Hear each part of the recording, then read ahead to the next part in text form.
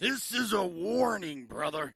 The sound that is about to play will contain graphic and foul language, yeah, but is intended to be entertaining, at least to some. Oh, yeah.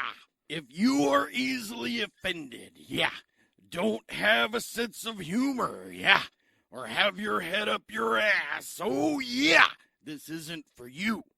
Everyone else, please try to have fun. And as always, the cream rises to the top and stay creative. Hey, everybody. Welcome to the Bryan SilverBax Show. I am Bryan SilverBax. And with me, as always, is the Toto to my Dorothy, J.R. Mounts. Hey, I'm all right to be your dog. That's all right, but that's a cute fucking dog, man. Yeah. Well, look, I'd rather be Toto. Boy, I'm fucking drunk right now. I'm at a stroke. I would rather be Toto than Dorothy. There we go. Yeah, but I have a vagina. Yeah, well. I get to play with it. It's pretty awesome. I'd film myself out. All right, so today we're going to talk about some creative updates, some of the stuff, the projects that JR and I... And Jeff, now, Brian's having a stroke. Your stroke is rubbing off on me. Stop virus. stroking on me. Stop stroking on me. No, so we're gonna have creative updates and tell you about shit we've got going on. So stick around.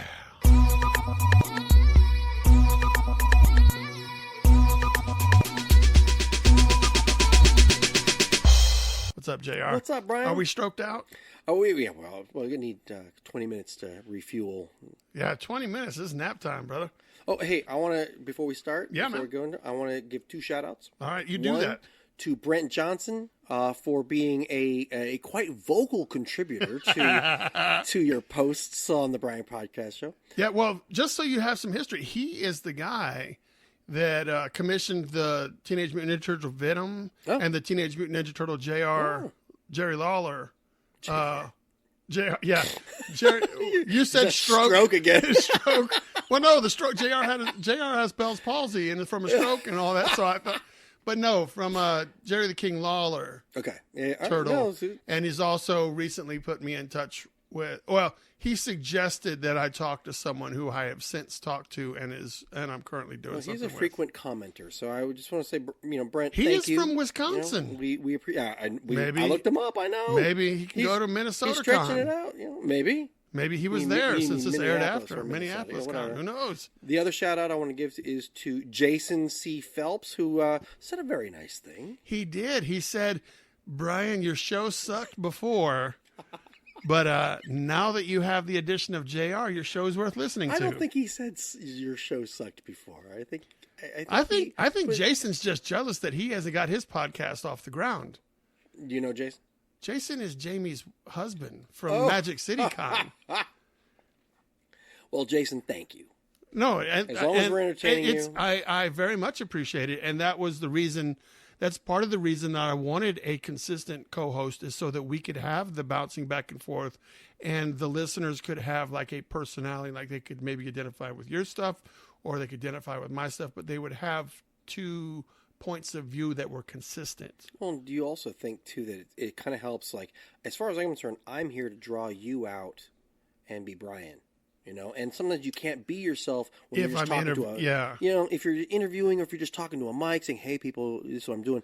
But so tell me more about your Kickstarter. Yeah, but when it's 2 guys shooting the shit, Silverbacks tends to come out. Yeah, I can find more jokes. I can find more humor. You can make fun of me not hitting my fucking, Skeeter story. Fuck you. I really thought that was going somewhere different last episode. It was going somewhere. God damn it. I will update when I have update news. All right. Well, you did do Big Easy Con a while back, and I noticed that during that weekend, you were posting a lot of Shadows of Us. It's called the Shadows of Us, right? Shadows of Ourselves. You need to get this shit right. Shadows of Us. Well, see, the more I say it, the more you have to say it, the more they hear shadow, shadow, shadow, shadow, so that'll help them find it. Yes. That's a tactic, sir. It's a tactic. But that's a the more you say tactic. Shadow puppet, people go, oh, is that your shadow puppets you're talking about? Thank you, Brent Johnson. Yes. But it's the they Shadows know. of Ourselves. Yes. They'll be like, Brian's an idiot. It's more profound than you say it. Shadows of Ourselves. It sounds like a PBS name. Shut up. All right. So, but I did notice that over the weekend, of Big Easy Con that I had plenty of time to draw. Well, here's the thing. So I'm watching these posts that you're posting online frequently, and I'm like, wow, five a day. JR is knocking these shadow drawings out, and some of them have some very obscure. Not obscure. No, I some think very powerful right. messages. Some very taboo topics are addressed in some of these, and I'm like, are people commissioning JR to draw their coworker stabbing somebody in the back, or are they drawing like the priest wanting to rape somebody, a little kid? Like I was wondering, and then now after talking to you in the last episode, you were so not. There was so little business to be done at Big Easy Con that you were catching up on the pages that you're doing for the table book that you're making. Yeah, I'm doing a coffee table hardcover book of a collection of the shadow art. And some of these shadow pieces aren't pieces that I expect people to buy as individuals. But because I'm doing a themed book, I want the shadow art, the idea of the shadow art, to be portrayed in many different stories, many different scenarios. And so you're trying to just get them to identify with, like, let's say it's a 50-page book. You're expecting them to at least identify with maybe 3 pages. Yeah. Like, they're not going all 50 aren't going to be for you. You know, like, there's some funny ones in there, like 2 dogs sniffing butts, and then the shadows are shaking hands, and it's called Pleased to Meet You. That's cute.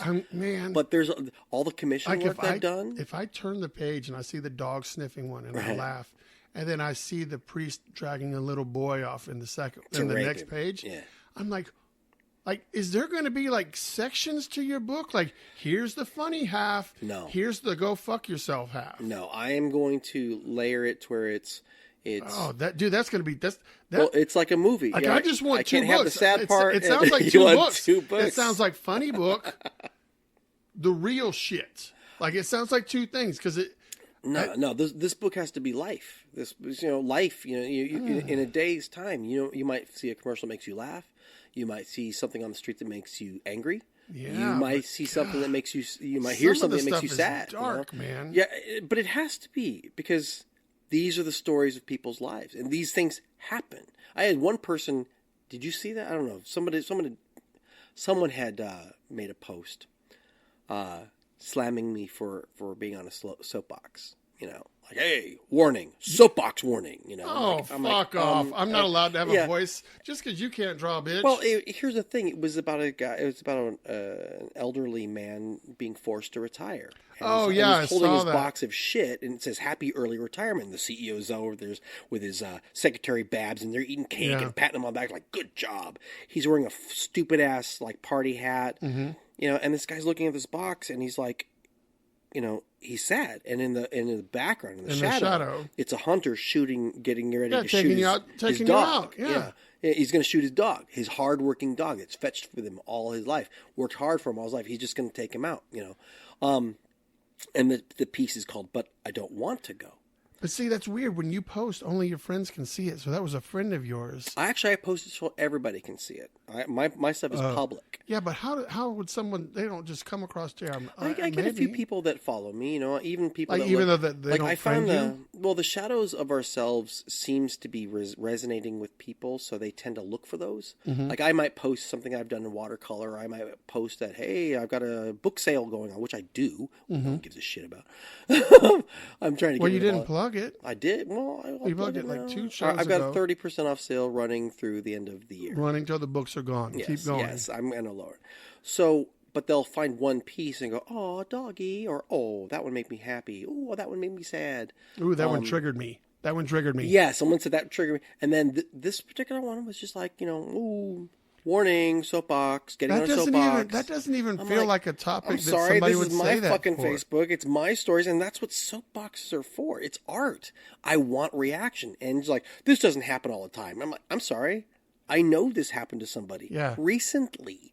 Yeah, so, but this doesn't say every person everywhere, you dick. It means someone can identify with this. Like the priest one, the priest and the altar boy. Yeah, that does not happen all the time. It doesn't happen in every religion. Exactly. But for those who it has happened to, that piece is their story.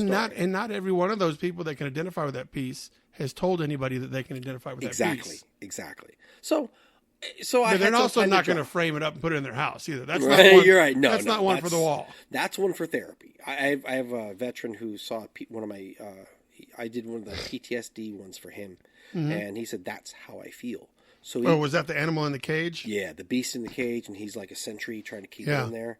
And for him, he takes that to the VA with him because he volunteers at the VA. He's like, that's how I feel. I take this in, so it's like therapy for those guys.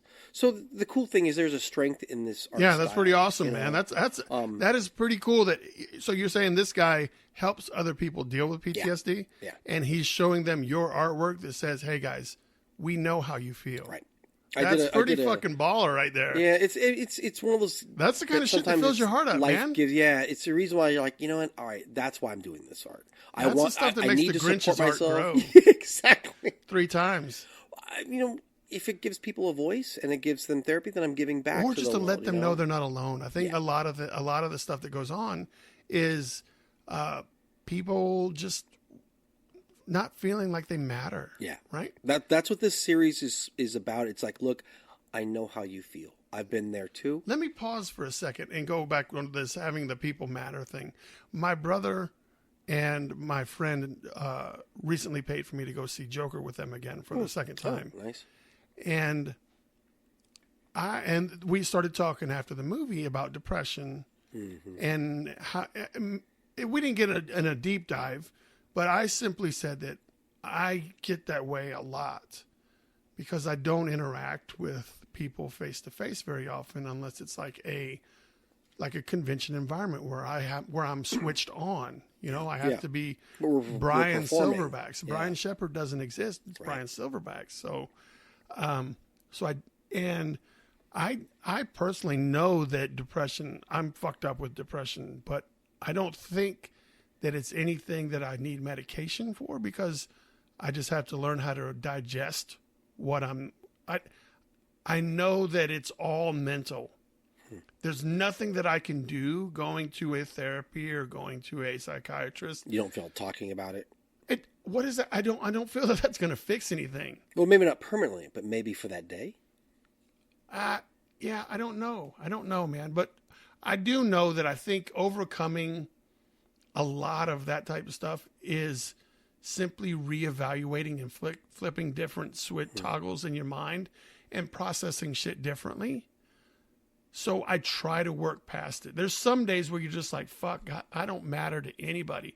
But all that to say is when we watch the movie, you've seen the movie, right? We talked about it. Yeah, I love it. So I can identify with the character, and I don't think that my brother and Ching understood is that he just wanted to matter. Mm-hmm. Yeah. And I think that's all any of us really want to do is matter. And the people that are depressed, the people that are suffering from depression, I would be willing to bet, I don't have any money, but I'd be willing to bet that every one of them feel like they don't matter. Right. It's not that they don't feel that they're not good enough. They don't feel like, oh, so-and-so. They feel like they don't matter to the people that matter to them or the things that, like, if I'm in the Army and I do all this stuff for the Army, and then they kick me out, and then I'm having to jump through all these hoops to get Medicaid or all this medical assistance or whatever to help me get better, and that's a mistreatment. It feels like you don't matter, or the stuff that you didn't matter. Agreed. When you're at work and your boss says, "Hey, here's the stuff that your forms, but why didn't you do this?" and blah blah blah, and it's not because you're just filling a slot, so you don't feel like you matter. You're just a cog in the wheel. Mm-hmm. Whereas the people that probably don't suffer from depression are the ones that they're in life. Someone could do their job, but they couldn't do it as well, or they have found the right fit for themselves.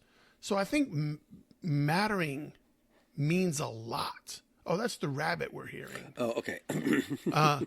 So I agree. So that I understand that, and it sucks, but just all we want to do is matter. Like I still, as much as I've done and stuff, I don't feel like I matter a lot. And that's why I want to continue to do more, not so I can get fame and get fortune and everything, but so that I can feel like I matter and then help other people feel like they matter. I'd like to make people feel like they matter. And in my position, it's tough for me to make other people feel like they matter. I will say that mattering is also a sense of scope. Yeah, sometimes you have to realize because... Are you trying to matter to someone who will never give a shit about you? A father that is gone? A girl that you'll never we do have attain, to meter... You have to be realistic. And with some of the people that have this feeling, they don't have the proper sense of what is capable. Like, you're not going to matter to Jennifer Aniston. I don't care what you do. So you need to define what you want to matter to. So maybe people that have a tough time with knowing where their limits are, maybe those are the people that would benefit from the counseling, and so they can be, someone can clarify, here's kind of the bubble that we need to focus on. Whereas I think I'm a pretty intelligent guy. I think I know. It's just a matter of lining things up at the right moment. I think people know themselves too. When you say like you want them to. Well, I think like in yourself, like, all right, you know what? I know where I'm kind of feeding myself my own bullshit. So, and I also know what I need to get over. But at the same time, that's what therapy and that's what sometimes medication can do to help, is sometimes we are overburdening ourselves with so much pressure to be perfect. Get it. People may need I know there are people that need medication. I think a lot of it comes from just figure out that you do matter. Yeah. And absolutely. then embrace the stuff that you do matter to. And find the people you matter to. I don't need a large net of people in my life. But the more people I matter to means I can affect their lives I want to affect their lives in a more positive way. So I don't want to matter for the sense of I need to matter to stick my chest out. I just think me mattering would help me remind other people that they matter. Right. That's what I want to do with it. We're not talking about narcissism or egotistical. No, I don't need a boat. I don't We're need just talking about the a cajillion followers. I don't need that stuff. But if I cultivate that many followers, hopefully those people or those supporters online and everybody that appreciates what I do, like, hopefully they will get the message, or somehow I will positively affected their life. That's what I want. I will say this: if you have made other people matter, then you matter. The fact that every time you take a moment from yourself to make someone else feel good about themselves when they didn't know about it, or they didn't, like, how many times have people come up to you, I can't draw. I would like to draw, but I can't draw. And they can. Yeah. They're just comparing themselves to you. Exactly. Or you don't tear people them down. That are good. You don't tear them down and say, like, yeah, you can't fucking draw. No. But you do say, look, man, you can do something. This isn't overnight. Yeah. Fuck. So feeling good about yourself. Maybe drawing ain't your shit. Go do ballet. Yeah. Go do act. That's really the idea behind me saying stay creative is I don't care if you draw. I just want you to express yourself in a non-harmful way to anybody and fucking just have fun with it. Yeah, and it doesn't have to be an artistic way. You can be creative in just how you deal with people. Write a book. Fucking go do some improv. Just whatever. Or just be a good person. Cook. Be a good person. Yeah. You're like, how many people come up to our booths? And the greatest thing about having, I'm calling my booth Barnacle Booth, by the way. From now on, I'm just going to embrace it. Barnacle Bay. I'm going to embrace it.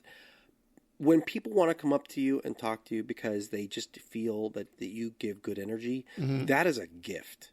And that is a moment. I think that's embrace. What all 35 of the listeners of this podcast. 35? Well, that's about 31 more than I thought you had. I only counted 2 by name. I think that people tune in just to support what I'm trying to do. Sure.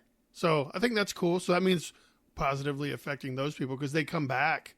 I guess if they didn't like it, they wouldn't fucking come back. Hopefully, we're giving them things to enjoy and entertain. All right. Well, now that we've got that bullshit out the way, it's not bullshit. It's good stuff. It is, but it's all mushy. Because we all matter. We all do matter. It's just you got to remind yourself sometimes. Yeah, you do. You do. But so with some of these pieces that you're doing for the Shadows of Ourselves, I say it right? The Shadows of Ourselves, yes. This is my intention, is to show that these people's stories make them matter. Yeah. That's my gift to the world, in that, like, these people aren't buying these things for themselves. They are looking through these things, and I had a couple, they flipped through the book, and this is why I designed the book the way it is. Mm-hmm. I start with the very first one I ever did, which is the two people fucking, and on the couch they're not doing shit. Yeah. Is that the one where they're on their phones? No, yeah, he's got like she's reading a book, and he's got the remote, and they're like just bored, but in their shadows they're fucking, because that's what they really want to do. They're just not talking. Neither one of them saying it. And the next one is the dog sniffing butts, and the next one is like Are they going in the order of which you drew them? Generally, yes. And I draw them, like, I don't draw a series of sad shit or a series of funny shit. I draw things as I think of them. Mm-hmm. And that's how I'm going to design the book, because this couple was looking through they came over because they thought the dog sniffing butt was funny. Yeah. And then they turned the page. Oh, look at the married couple. Ooh, that's, then they and they're older, so they look nudge, wink, wink. Yeah, we know what that is. And then they hit they hit one about drug addiction. Mm-hmm. This guy's put on his suit, and he's looking over at this table. It's got all manner of drugs and alcohol and just pills and just shit that's bad for him. And in the shadow, he's a zombie. Mm-hmm. And in the other shadow, all the drugs are this siren that's just big tits. Mm-hmm. And she's like, oh, and she's sticking her tongue out like, come on, big boy. But behind her is an axe that's been bloody, and all the heads she's chopped off of the people that she's killed because of her addiction. And the piece is called You Were Not Special to Her. Mm-hmm. And it's in honor of one of my buddies who died of an overdose. Yeah. Couldn't save him. It's just what happened. So they look at that piece, they say, oh, that's really strong. And then they go a few pieces later, and they see the PTSD one. Mm-hmm. And I see her take his arm and squeeze it. And they're looking at this PTSD one. And they've asked me a couple questions about some of the pieces, and he's just hanging on this one. Mm-hmm. And I said, that was for my buddy who needed someone to describe what he feels inside. Mm-hmm. And they both looked up, and they're crying, and they had said, well, this one relates to our son, which is what the other piece, the drug addiction one, meant to us. And he said, and unfortunately my son is not with us. And he couldn't say more. I said, look, thank you. Yeah. He said, you loved him. That's all that matters. So the PTSD drove their son to drug addiction and ended up killing him. Yeah. Yeah. So, but we got to talking, and we got to talking about what made him so good and how they remember him now. And that's what these pieces are for. They're cathartic in that sometimes they do bring up hard subjects, but ultimately, nearly every time I've met someone who has been moved by these pieces, the harshness of the piece is elevated by what's going on in the shadows sometimes, because what's going on in the shadows is usually hopeful. Yeah. Generally. Even just to describe that this is what's going on in my head means that's a release. And that's what I feel is the next step in my artistic evolution is to do things for people. So, yes, so that was a good moment. I really did. I think out of all the ones that I saw this weekend, I really enjoyed the 9/11 piece that you did with the little boy holding his dad's hand, watching the towers explode. And then the boy's shadow was him as a soldier. U.S. soldier, yes, sir. So that was pretty cool. Yeah, I've had that one in my head for a long time, but I didn't know how to format it. Yeah, you got to do the angles. You got which way can there be a wall for them to shine on? Yeah, because you can't just blurt these things out, because otherwise then they're no good. You haven't done it well. And there's a couple pieces I've done that I've had to try a couple of different ways, and then I ended up with the final. That was one, the autistic one. That was the one that was, the autism one is the kid where he's with a woman and she's handing him a piece of a puzzle below. Oh, okay. He's nonverbal. Yeah. He's just sort of staring. But in the shadow, he's grabbing pieces and he's putting together this puzzle because she's giving him all the tools to communicate. Mm-hmm. And it's one of the few pieces I put color in. Because it's the blue is the color of autism. There's 4 colors that symbolize autism. I thought it was just blue. It's like blue, pink. I think you had yellow in there too. Yeah, well, that's some of the other ones. It's blue, pink, purple, and green. Okay. Generally. But, autism is multicolored as far as the logos go. And so that's really what the piece was for, because I have an autistic nephew, and autism is more common than I think we think. And it is not the affliction that people seem to treat people with, like, they'll get over their autism or they can't function with autism. I've met a number of people that I think most of us just consider them socially awkward. Right, sure. But I think that there's a lot of people that are undiagnosed, mildly affected autists. Well, there's levels of the spectrum. And I have found that I've met more people with even slight to severe autism at conventions. Oh yeah. And I'll be honest with you, the fact that when these particular people come up to me and we start having a discussion, I know what a big deal that is for them to get out of their shell. So I take every opportunity to just tell me about yourself. Tell me what you like. What are you into? What brought you here? Who'd you get to see? Exactly. You have a conversation with them to let them put their guard down, let them be at ease. It goes right back to saying what you say, to let them know they matter. Yeah. That someone gives a shit. I want to know what you think. I'm not going to here to tell you about me because I'm here at my table. You obviously came into my table, but I want to talk about you. And that's the moment that I feel is awesome, because parents will look on and they'll see that they're opening up. We're having a great conversation. And most of the time what ends up happening is the parent will go, thank you. Yeah. She doesn't talk that way to many people. Yeah, that's always fun. So that's a way of making people matter too. Just listen to them. But to go back to my thing, I do think that there are more people that suffer from a mild form of autism that are just undiagnosed because it just comes across as what most of us would deem weird. Yeah, right. Yeah, well, and it's not an encumbrance to them successfully navigating life. Right. But for people that aren't affected, I'm like, all right, you might just be a little bit. Right, Not that it matters, but it's easy. No. It does mean you can't assume anything from them. Like, why is that guy giving me the face? Why didn't he? God, I must talk to that guy for a long time. Why didn't he say anything? Well, when is the book coming out? When do we have a projected date? I'm actually going to do a Kickstarter on it in December. I'm talking to BookLogix when I get back from Minneapolis. Because the pieces are almost done. I think it's going to be about a 160-page book. And I'm going to be doing a limited edition hardcover as well as a paperback. The limited edition hardcover is just going to be for Kickstarter backers, right? Yeah. Wasn't that the thing we talked about? Yeah, I'm only going to do the Kickstarter backers, maybe a few extra, depending on if BookLogix has a limit. Yeah. I'll do the paper book on a regular basis, but it won't be nearly the scale as the other. They're both going to be oversized. It's supposed to be a coffee table book, a conversation book. Yeah. Well, and that's the other thing, is I want the pieces to be big. It's not that there's detail; they're very simply drawn, but these are important that's pieces. style. Well, and it's just they're important pieces, and I feel that they're bigger in subject matter than anything I've done before. Yeah. So I'm going to give them that scale. So around December time, we should start looking for some Kickstarter. You'll be hearing some Kickstarter-age. Good. Now let's talk about what Mr. SilverBax has got on the burners, because you've had a few things going for a long time. I have. Where are we in Loggerhead? I want to talk about that. All right. So the thing with Loggerhead is the script has been done for a while, and I was waiting to hear back from the guy that was going to edit, but he may be too busy, and I don't have forever. Okay.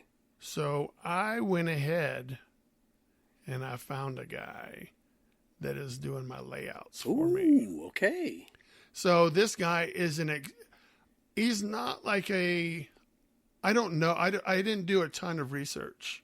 So, but I did see some samples, and he does pencil comics for people. Like there's a lot of, he's affordable. He's not a name brand guy as far as I know. Does he have a name, actually, Brian? His name's Mark, but I think he's in another country because he's 12 hours difference from. I thought you could say he's 12 years old. No, he's a 12-year-old Lithuanian. I don't think so. I mean, if I had to guess, he's probably in the Philippines, I would guess. Okay. But how'd you find him? I posted online that I was looking for somebody to help me do layouts. Okay. And somebody tagged him in the post, and then I followed up from there. Fantastic. That's great. So I looked at his stuff, and he does complete penciled. Like if you were to have a comic book that you wanted penciled to look like a comic book, he can do pencils and inks for you. So, but it's tough because I don't need full pencils and full inks. I need somebody that's just familiar with setting up comic book pages to flow correctly and to read correctly with what I've written and kind of position the panels. That's where I do not excel because A, I have zero experience, and B, I haven't made myself learn how to do it properly. So that's completely on me. It's just not something I really ever looked forward to doing, was the mundane part. Like I always wanted to just draw superheroes doing cool shit. Right. I never wanted to draw, the guy eating a bagel, or the guy sitting on the toilet, looking through the book, or laying on a couch. Yeah. Like I never wanted to do that stuff, so I never made it a point to learn how to draw those things.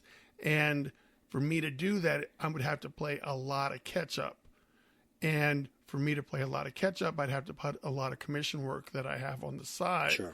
I'd have to put that on the back burner to do practice work, and one of those pays the bills. I think having someone do the layouts for you is a great way to fast track it. That's awesome. So he charges for him to pencil. Like if you were to have a story, or anybody was to have a story that they wanted him to work on, it's $50 a page is what he's charging to pencil pages. And I was like, and he said, here's my rate for pencil page. I was like, I just need shapes, and I need the panels set up, and I need you to kind of interpret it and just set the pages up with figures, because you can and draw stuff. Once you see that. And then I'll just fucking throw the lines all over it. And he's like, all right, dude, well, here's my base price. Here's my work. And then we agree. He showed me a page that he had just started and hadn't fully finished. And he said, is this about the level of work that you're looking for? And it was. So it had, it was like the face with the cross in the middle. It's like having the mannequins posed. Yeah. So he had the figure set up, and they were in a room, and they were all drinking coffee, but nothing was fully rendered out. There was no folds in the dress. There was no lighting. Right. No crow's feet on the eyes. No irises. Luckily, and no lighting. Like it's not like he's like where the shadows or anything. So he's not doing any of that. And I said, yes, this is exactly what I want. And he said, well, how much do you think that's worth? And I wrote him back. I said, very honestly, dude, I think it's worth it's worth at least the very minimum $35 a page just to get it. But I said, if I'm being honest, I would really like to go for $25 a page because I just can't afford more than that. So I wanted to let him know that he asked me what I think it's worth. You recognize his value. I said, here's the worth. I appreciate it, but here's what I have the ability to pay. And he said, like you said, let's run it. Oh, that's awesome. God, that's great. So I'm paying $25. For a 12-year-old, that's awesome. So for $25 a page, I'm having him do my layouts for me. Man. So I was like, all right, well, here you go, dude. Here's $100. Give me the first 4 pages. So I wait. And how many pages is it total? 22. Okay. Well, it's 22, 24 if you count the alternate ending. Sure. Because it's like one. Which you got to, because that's a business ending. So I send him the $100 for 4 pages, and I put it in the PayPal note. This is pages 1 through 4, and then he writes me back. He's like, "Oh, sorry, man, I've been sick," and then he hits me back with, "Here's 6 pages." Ooh, I was like, "All right." So he's got the script. Oh yeah. He read the. Oh yeah, okay. I forgot. I glazed over that. I sent him the script, and he's like, "Dude, that's awesome." I was like, "You don't have to suck my dick to get the work." He's like, "No, man. I'm paying you anyway." He's like. No, I don't give my dick to my dog. Awesome. You're gonna get your Skittles money. Don't worry. But I was like, you don't have to say that. He's like, no, I read enough scripts from independent guys, and this is pretty fucking well done. It's a strong story, man. And I was like, all right, well, cool. So he sent me 6 pages when I only paid for 4. So I sent him $200 for 8 more pages, and then that would have taken what's 4 plus 8? That's 12. So at this point I paid him for 12 pages, and as of 2 days ago, he's given me pages 1 through 16. Damn. So it's really, what's exciting is that there's definitely panels and frame ups that he's put in there that I don't think that I had the mind I wouldn't have set up the panel that way. But they're cool. Oh, they look great. Awesome. They look great. And it's really cool because I've never seen a story that I've written come to life this way. And I think part of it is knowing that it's someone else doing some of the work. So I'm not I'm not jaded 100% because it's mine. Yeah, you're not burdened with 100%. Well, not burdened, stress. but also I'm seeing it in a fun way because it's unexpected. If I had to draw those, I could have drawn them the exact same way, and I think I would have been less excited about it. But when I get it and unwrap it like a gift, and I open it, I'm like, oh shit, this is amazing. So I'm really excited to fucking get working. Like I've inked the first. Awesome. So I've got from him. I've got page 1 through 16, and I've paid him all the way up to number 20. Okay. So I'm expecting the next batch of pages I get for the book to be done on his end, and then I'll just finish out paying him. So there's that. And so I actually inked one page. Mm-hmm. I fully inked it, and while I was fucking around, because I was like, I really want to see. So I went ahead and lettered that page too. Oh, shit. Okay. All right. So I have a full-on page. Oh, my God. It's not colored, though. It's not colored, though. Doesn't matter. But I'm looking at it because it looks different from the inked page to when you put the lettering on there, because it kind of feels more like a comic book. Yeah. Once you put the bubbles on there. Sure. And I was like, holy shit, this could be a fucking thing. And I got really, really excited. So I sent it to the guy that I'm using as my editor. I was like, hey, check this out. And he was like, oh, man, that looks great. But you definitely shouldn't start your first page of your first comic with the word fuck. He was like, we're going to have to work on that.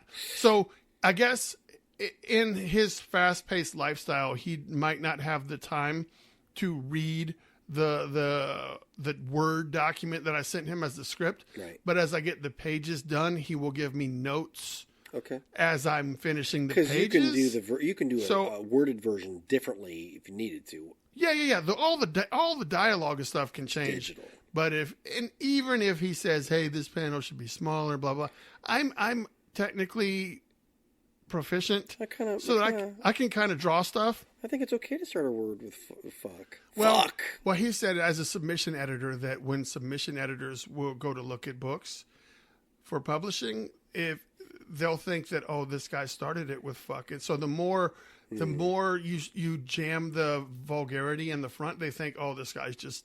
He doesn't know how to write aside from the vulgarity, so find a workaround. Okay. So, I mean, I'll throw some shits and some fucks sparsely. Okay. But it definitely shouldn't be the first word on the first page. So. Of the first issue. Yeah. Oh, okay, fine. All right. So, he did offer me feedback with a couple of change this wording here, use this, and something else. So he gave me like three notes, but most of it was all lettering notes. So that felt pretty good. No, that's a good sign. And so maybe this will also prompt him to read the entire script.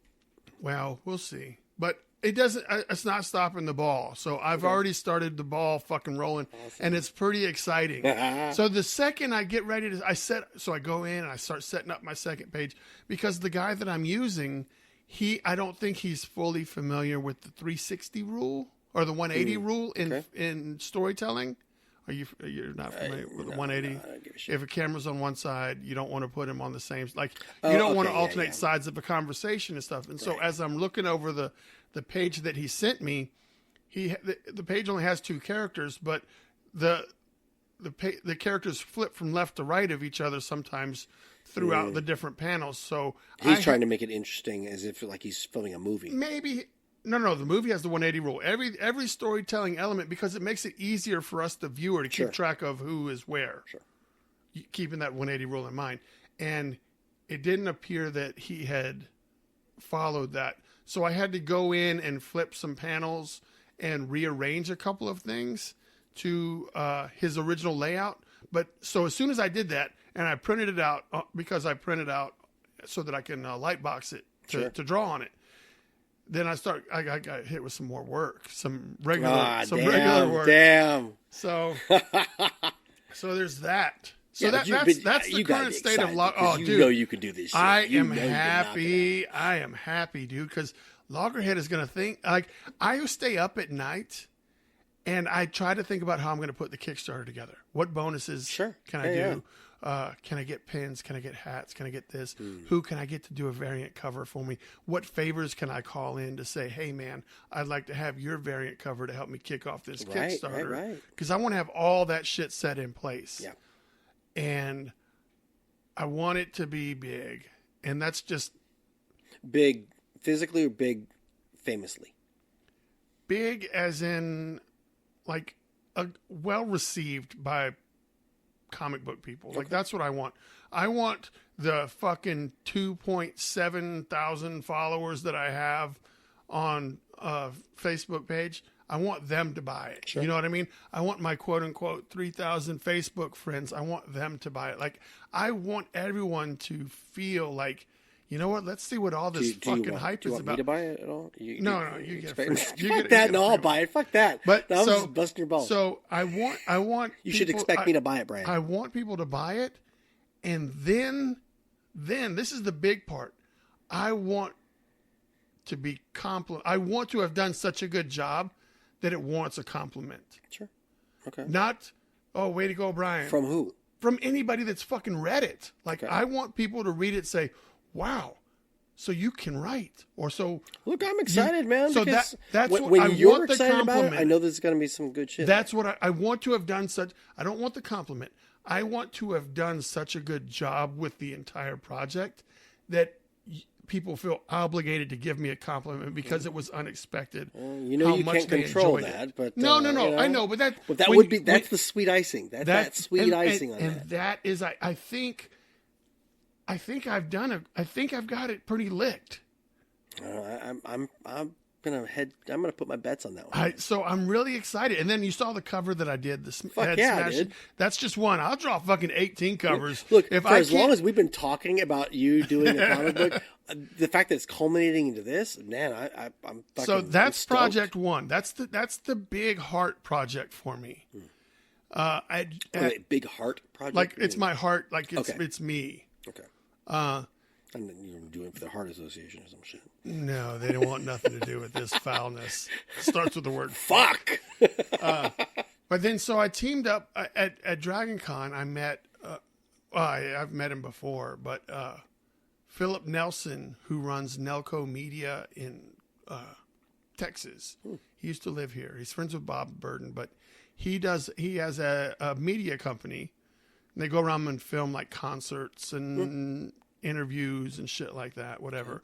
Well, he approached me at Dragon Con, and he's had this big idea for a comic book that he's always had in his head.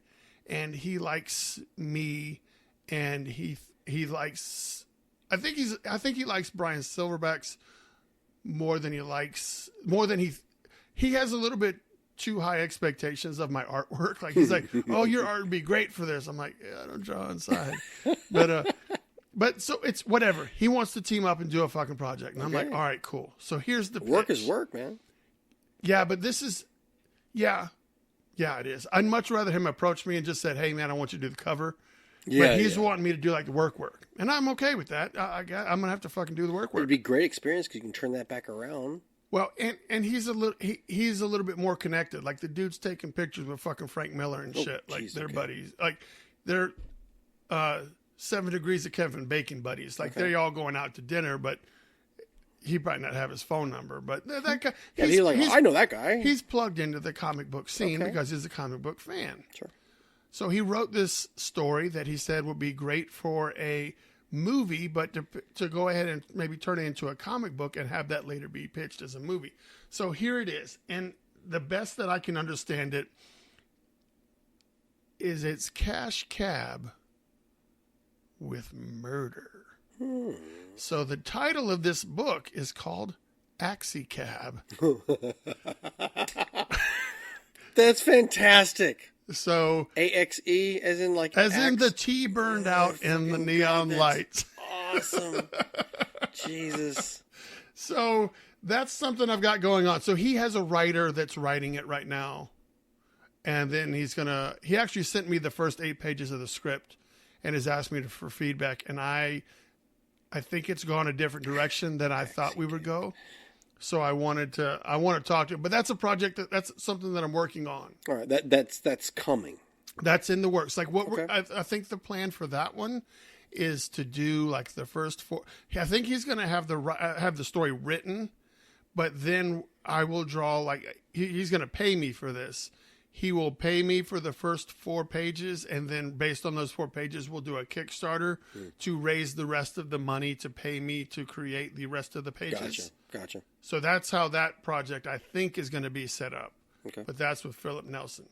Now, all right, project number 3. Project number 3 is there's recently a book that came out from Scout called Snow White and the Zombie Apocalypse. Of course. And I did a cover for them. The guy that wrote it, Brent, I cannot pronounce his last name. It starts with an L. Lingle.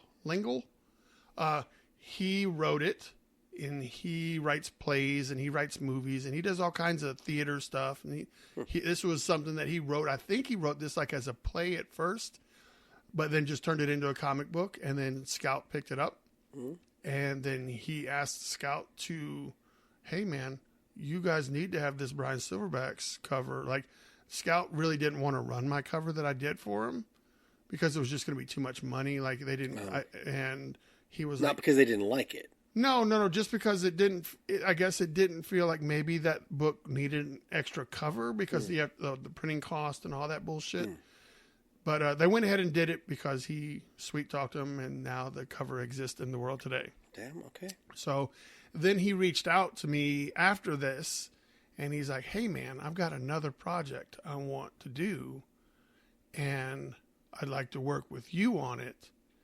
And since we would go, he wants to pitch it directly to Scout. He wants to skip the Kickstarter step and just get it straight to Scout. So that means there has to be money or sacrifices made. It also means you're going to have a pitch, which means he's going to have some visuals made, right? He already has someone that did the like pitch packet, like the kind of the character design and kind of stuff like that. And he's already pitched it to Scout, and Scout said, we like it. We like the idea. The idea seems promising, but we're not a fan of the art. So he said, he called me, he talked to me, and he's like, Scout seems to like your artwork. And so based on the recommendation, I'm reaching out to you to see if you would want to be a part of this project because you're already a Scout guy. Yeah. They like your stuff. Will you come on board? That's some pretty organic shit, man. That's awesome. So he's asking me to do, I know he asked me, hey, how much would it cost me? Or do you want to own part of the property? So that means I draw it for free. And then if it turns into anything, like if it ever gets a movie deal, and it may never make money on the back end. Like, so I'm basically doing it at a gamble. So I was like, I'll do my best to help out any way I fucking can. Like until I'm broken, I'm not going to help anymore. Mm-hmm. So I agreed to help him out. But I was like, I need to get $25 per page up front so I can send it to the guy to send it to Mark. Sure. And have him do it. And then anything that you will have paid. So the project needs to incorporate the Mark budget. Like that's not the Bryan budget. That's going to be the Mark budget. And then Bryan's work will be on the back end. Like you pay me in royalties or however the fuck that whole thing works. I don't know how it works. It's a risk, but I mean, it could pay off. It's like a Dungeons and Dragons type. It's that kind of knights and shit like that and potions. So it's high fantasy. Yeah, but he said it's written to be like a comedy.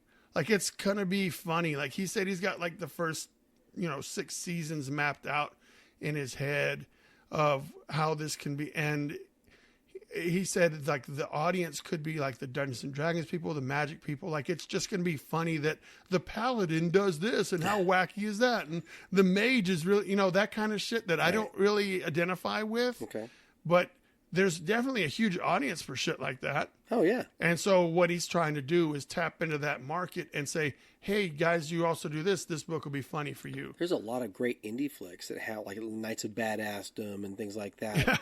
Yeah. Well, hell, even, like, Galaxy Quest was kind of like, a fun turn on that sci-fi. This could work. This could work. So that's Project 3, but I don't think that... He said he's got stories, and I suggested to him that based on what I've heard and what I've seen and what I've observed is if you're going with Scout, which he's shooting for Scout. He'll take whatever the fuck he can get, but he's going to go to Scout first. Is Scout's going for like a 4 to 5 issue run so they can put it in a trade. Okay. So I said, your story... I don't know how your seasons are broken down, but I suggested to break it down into 88-page stories, basically 4 issues. You don't have to conclude everything, but there needs to be a resolution at the end of 88 pages that can be combined into a trade. It's going to have some kind of because that's arc. where they're going to get. They don't want 8 books of stuff and then that completes the story arc. Like, so I kind of said, hey, let's put together 88 pages of script. So right now I think what he's doing is he's kind of looking over to see what he needs to do to make whatever he already has into an 88 page and break it down into digestible 88 page segments. So that's where that project is at. That's Project 3. That is Project 3. And then just aside from like work, like drawing stuff, I got 2 of those. But yesterday I knocked out. Are you familiar with the Do You Poo books? I think I may have talked about those. It's the fucking Winnie the Pooh dressed up as Deadpool and shit like that. Yeah. So they've combined 2 things to dance around copyright stuff. Yeah. And then they make one book and then just put a whole bunch of covers on it, right? And then do a lot of homage covers, and it's just fun for all the collectors, right? Sure. Well, there's another... It's kitsch. Yeah. So there's another book out there called My Nightmarish Little Venomous Ponies and the Friendly Zombies or something like that. Mm-hmm. And so it's My Little Ponies, but one of them is like Venom, one of them's Carnage, one of them's a Joker, one of them is Harley Quinn, but they're ponyfied. So they're dodging the My Little Pony and they're dodging the comic book thing, but they're mashed up.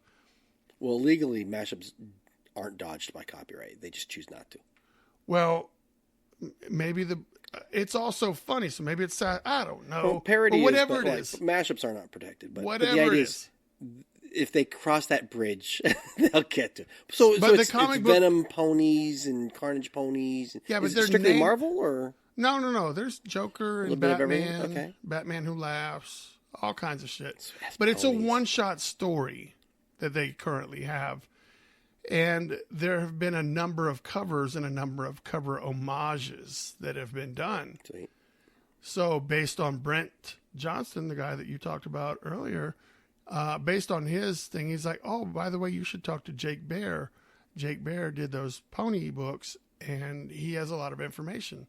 So I looked at his thing, and I was like, hey, man, next time, I didn't really do a lot of research. I was like, hey, next time we do one of those pony books, I would like to be considered for a variant cover as one of your variant cover artists. And anytime I run across an independent person putting stuff together, like there's Yule's Rule or something like that, something about the Blue Owl Lady. I can't, but that's an independent thing, and the Changeling is an independent thing, and so all these ones, I'll just write them and I'll say, hey man, I'd like to be in the running. I never asked to do one, but I'm like, hey, next time you're looking for variant cover artist, I'd like to be considered. Sure. That's all I say.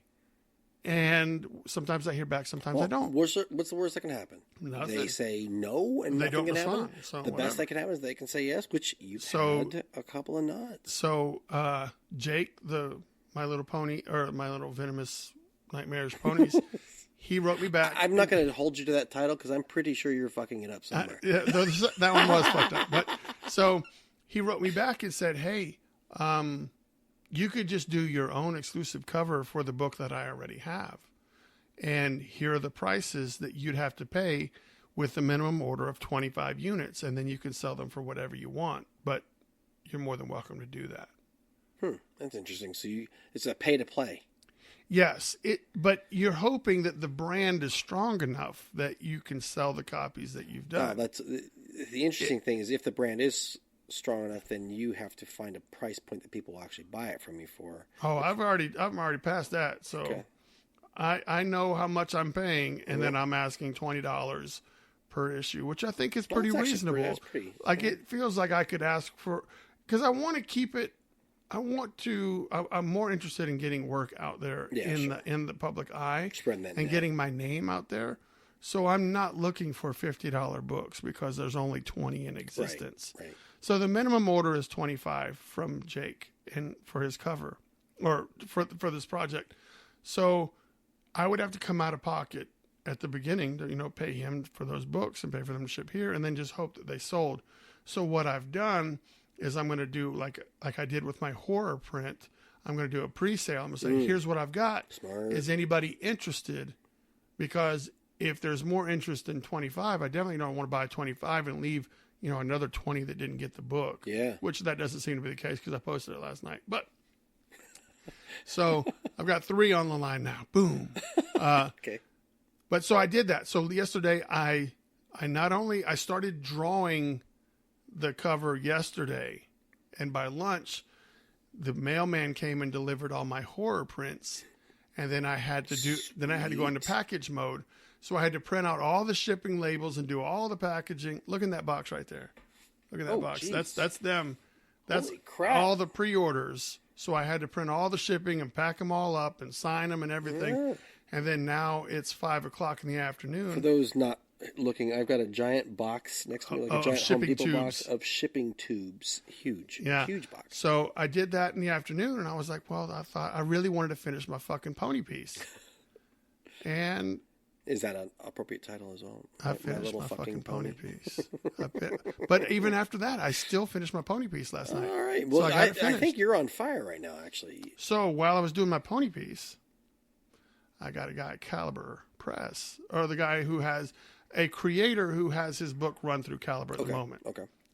So James Holster is the creator of The Bobcat. And that is a story that's published through them. And he is commissioning me to do a cover for his next book, which is going to be his villainous character with an homage to The Killing Joke. So we're going to do his character holding something up to his eye and acting like he's taking a picture. Okay. So that completes you can knock that one out too. Yeah. Well, I had to do the pony. Like I finished the pony piece last night at around 10:30. So I told the Bobcat, I was like, "All right, well, I'll get to your next on the list." And so that's where I am with everything. Here's what I want to tell everybody here that might be listening, especially if you're an artist and you're wondering if you've got the goods. Sometimes all you got to do is ask, man. What you just did, what you've been doing for a bit now. That's how I got the Metal Shark, bro. You're just asking. You're putting yourself out there. You're not giving a long soliloquy. I mean, granted, I may have a little bit of talent. Well, yeah. So, but what I'm saying is there's a lot of people that have talent or that could have more talent if they got work to kind of focus them. I think people tend to lack focus.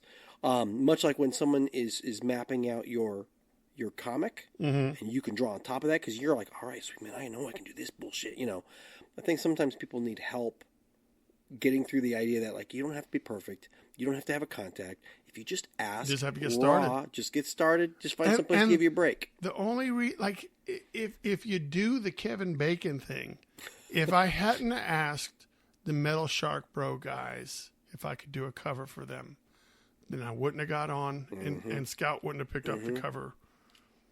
And if Scout hadn't have picked me up with the cover, I would have never done the Metal Shark Bro, or I would have never done the Snow White and the Zombie Apocalypse cover, which is going to lead to something that I'm going to be. There's a definite domino effect here, and then I might not have gotten my placement at Dragon Con, which led me to meet the guys from Caliber.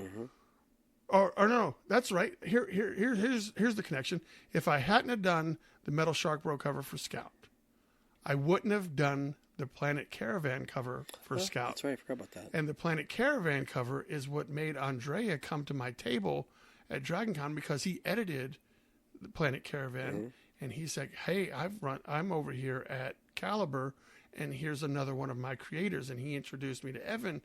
Evan is the guy that I did a Time Grunts poster for, a limited run poster. But if Andrea hadn't come to my table, then I wouldn't have had the reason to talk to Andrea at Memphis, where the Bobcat guy was, because the Bobcat is Caliber, so he was there. So it's all. Well, you just have to put yourself. You have to start. You have to be a little ballsy. You have to be willing to get over yourself a little bit. Yeah. Now, do we have time? We're plenty time. All right, because I want to go back to my fucking show. Let's go back. But I want to hit on this. All right. So, there's an artist out there listening to this going, well, fuck, all he did is do the Metal Shark Bro. Let's go back to your process, because say exactly how you approached for the Metal Shark Bro. I did that? Because what you did that to a lot of people. You submitted to a lot of people the same way. So let's tell people exactly what you did. What I did. That ended up working for you. Once I figured out that small publishers, and I say smaller publishers like Scout, Aftershock, Source Point, and stuff like that. Your non-Marvel, non-DC, non-Image. They're not hiring artists. They're not looking for cover artists, because when they buy a property, they get the covers and the books and everything's already completed. Right. So they're buying completed projects. And once I figured that out, I started looking on Facebook and on Kickstarter for people that for teams that had put together projects. And I looked at teams and I said, "Hey, my name's Bryan. I think I can draw. And for free, if you allow me to, I would like to offer my services for free to do a variant cover for your title, just to get it out there." What did you show them in that? Did you get a link to your work? I would send, if they responded, I would show them like what I thought were my top 4 pieces of fan art. So you didn't even start off showing them art in that original push. Interesting. No, I just said, "Hey, I would like to do a variant cover," because some of them aren't in the market for a variant cover. Right. Even if you offer it free, they've either already got. So when I did that, and I had done that a couple of times and it didn't work. So I was like, well, you know what I'm going to do is I'm just going to draw fan art for an obscure fucking property. And honestly, I knew that Sharky the Bounty Hunter just sounded like a cool book that I'd like to do a cover for, but I know that was the Image. So I was kind of like, I'd like to draw a shark guy. So I looked around. In your wheelhouse too. So I found visual.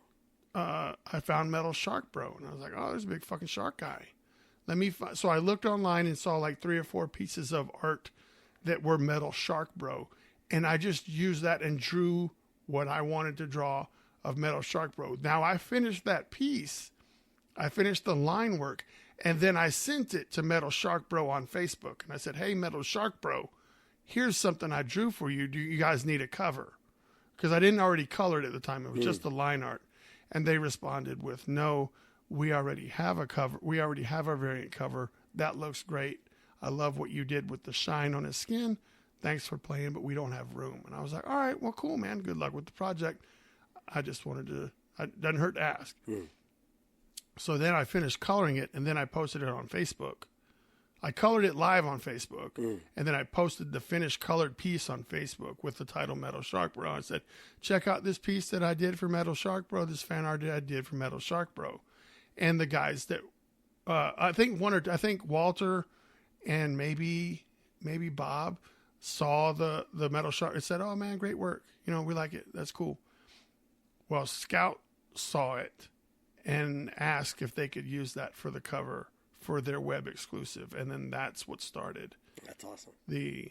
My relationship with Scout. That's all. See, that to me, I always say the word organic, because you didn't push, you didn't have a contact, you didn't have luck, no, you didn't pay anybody. I didn't have a connection. I didn't have a way in. You didn't even start with a visual, actually, which usually I recommend if someone's going to do that. But let me tell you, man, I think that's different strokes for different folks. But that's how I've gotten to where I currently am. And that's great, because look at what's happening now. Look at all this stuff. It's going forward, and it's not like my skills were much different the day before I did that Metal Shark Bro cover as to where they are now. I'm sure there's some small marginal growth between those two time periods, but it's once someone recognizes you and starts putting you out there, they're like, oh, okay, well, now I can pay attention to you. Right. So you just have to get that first one. Yeah, it's like when you're taking a shit.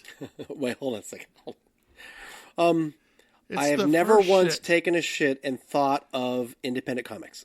No, okay. Let's say it's that first piss. You're going to have to. You know how they say when they say we're going back to piss. We're going to go with still piss. bodily orifice. It's junk. You know how when you're drinking and they say I got to break the seal because once you pee, you're going to be peeing pretty regular. Yeah. But that first pee you can hold off on for a while. Yeah, until the bowel breaks. Yes. So this is how it is for me as an artist. Shit. So it's like once that first pee happened with Metal Shark Bro cover, I'm peeing a lot more frequently. Yeah, it's still up to you to get the work though. Yeah. I still go and find it, but it's easier for me to say, oh yeah, I've done work at this and this and this. It's the reason why people build a resume, because when you can say, hey, I did this cover for Metal Shark Bro, do you need anything? Because Metal Shark Bro, blah, blah, blah. Or, hey, I've done this for Scout, or hey, I've done this for Caliber. These are things that give you cred in this industry. And it doesn't hurt to be active on social media. No. And to interact. Well, you can't, I don't know that you can be a complete dickhole. But it doesn't serve you well enough. No, but I think I'm pretty active on social media. So when I'm involved with a project, I generally post quite frequently about the project, which is what I would hope that IP owners would want. Sure. Is they want people to recognize their IP. They want someone on a podcast talking about fucking AxiCab. They want someone free advertisement. Yeah. So if I bring someone on board to do a cover for me, if he's posting progress shots and saying, check out this, this book drops this book drops that, like, that's someone you want on your fucking team. Yeah, you better believe it. Yeah. So that's just who I am. I want people to, you just happen to be the project I'm working on. Whatever I'm working on is getting shouted out because I like fucking shouting. Right. And I want people to take notice of the stuff that I'm working on. It also tells anybody who might ask you to do other things, like, oh shit, if he's shouting out about that thing, he's going to shout out about mine when I get to him. Yes. You're going to give equal if play. He's going to be a guest at my show, if I have a convention coming up and I need someone to talk about this show, I might want to have the guy that talks all the time about the shit he's doing. Really close on the mic in order to say that. Are we saying guest status? I'm just saying, if you're listening to this and you need somebody, he's whispering into your ear right now. This is I'm going to open a can of jelly. You know, those fucking people that take all the shit and make noises? I'm going to scrape the microphone with my fingernails. Hold on. Oh, I got a boner. Oh, my God. No, but yeah, so don't stop giving up. Like, had I said fuck it the day before I did the Metal Shark Bro, I would have never known. Well, it's a famous Einstein quote. Most people give up the day before they would have succeeded. Yeah, and the fact is, you never know. The Schrodinger cat, like, you never know. Yeah. So you just have to keep pushing and just say that it is going to fucking happen. And as long as you're doing the work that you were going to be doing anyway, look, you know, as artists, I'm going to be drawing shit. I might as well not do stop drawing Deadpool and start drawing some shit that's going to. I mean, granted, Metal Shark Bro isn't Deadpool. The audience isn't there. When I draw Planet Caravan, they're like, what's that guy's name? I still don't know the main character's name. And you've only done one Metal Shark Bro. It's not like you're expecting to do 14, 15, 16. But it's gotten, well, okay, all right. But I'm saying, like, the cool thing is you're constantly moving forward. And now I'm friends with the Metal Shark Bro guys. So maybe when they do another project, which isn't Metal Shark Bro, maybe they have fucking, what's his name, Meth Gator gets his own title. Maybe they'll be like, yo, can we get that Bryan SilverBax This is exactly what I loved about the early Image days. Because Image creators, as they were creating their own characters, would oftentimes bring in a piece of fan art by one of their buddies. Yeah. Said, hey man, let me do a Spawn, or hey man, let me do a Savage. Yeah, there's always a gallery at the end of the books, and I always loved that because you got to see different styles, and and that's kind of like where you get like a Greg Capullo, where you're like, ooh, that version of Spawn looks pretty fucking awesome, and then but I love that about people because then you could get a Keith Giffen and like, oh, what the fuck is that weirdo looking thing? But it's great because what you're doing now is you're showing other people's interpretation of their work through your style, and something they clearly, didn't. It's catching with somebody. Yeah, so I mean, it's great. Yeah. Well, thank you for asking, man. Don't give up, people. No, I think it's fantastic. So this is all about. Yeah. When we shut this down, I'm gonna show you some shit. Yeah, I'm gonna see some shit. I want to see this shit. Yeah. All right, JR, what you got going on in whatever 2 weeks from now? 2 weeks from now, what's the next thing after Minneapolis? After Minneapolis, I'm heading straight. Well, I'll get a week off to take care of my mother-in-law's hip surgery, and then right after that, it's another GalaxyCon show. Is it Galaxy before Thanksgiving or after Thanksgiving? It's actually both of them are before. So it's Galaxy Minneapolis, and then my mother-in-law's surgery, and then Galaxy Louisville, and then Thanksgiving. Turkey Day. Oh, I noticed that your last show this weekend was in opposite of AWA. Yeah. Because AWA this weekend. Yeah. Oh, by the way, they emailed me. Hey, we got an opening slot. You want to come? I'm like, for free? Fuckers. No, of course not. I was already in New Orleans. I know, but you could have said, I'll be there. That. My name's Bryan SilverBax. Nothing against any show, but like, Amos said it was a shit fest. I'm not going to beg. Well, I'm not surprised. I the last time I was there, I actually did very well there. Did you? I was going to ask you. I swore the show off. I did just well. Didn't have fun. It's just the show it was. It's too young. It wasn't the crowd. It was the way the show was run. Adults. It was a bit of a clusterfuck, and their artist alley is a fucking mess. They do not know how to design an artist alley, and it's a fucking mess. So I won't go. All right, so you'll be in Louisville, Kentucky. Yes, sir. So I'm going to look at my Louisville lineup and see if I can't get you to get some shit signed for me. You think I'm leaving my booth for you? Yeah, I don't. I can hope. Don't hold your breath, Silverback. Maybe you'll have a friend there that can watch your booth. Maybe in Louisville, I don't know anybody in Louisville. It's the first time I've gone there. All right. Well, maybe I'll give it to you on a wing and a prayer. Thank you guys for listening. Yes, thank you for listening. Please share, please subscribe or whatever. Rate us. Thank you, Brent. Thank you, Jason. Yeah. Jason, you need to get off your ass. You know what I've told him to do? Get your shit done. I've talked to him and Jamie. Him and Jamie need to start the Magic City Con Network for podcasting. I know. I was talking to my wife about that. And then just host multiple. I'm getting ready to shut this podcast down in February. Huh? I can't afford to keep paying for this podcast. Oh, okay. So I will keep doing it, but I want to do it. And I was hoping that Jamie would have the Magic City Con network so that I could just push the episodes and have them hosted on her network instead of having. Wouldn't you still have to pay? No, if she owns the network, she curates, so she's paying, so she would have whoever she wants. As long as there's listenership coming in to support them. Yeah, so her network would be like Just Being Amos podcast, the Dion generally. I forgot what his. I can never remember. So here's what we need to do, people. Anybody listening? All right, spread the word. Subscribe so there's enough people to jump on that ship for Jamie when she wants to get this thing done. So once we switch over, and then hopefully if I can get Jason and Jamie on board. But they've been talking about it for fucking 6 months, so we'll see. Thank you guys for listening. Thank you. And as always, stay creative.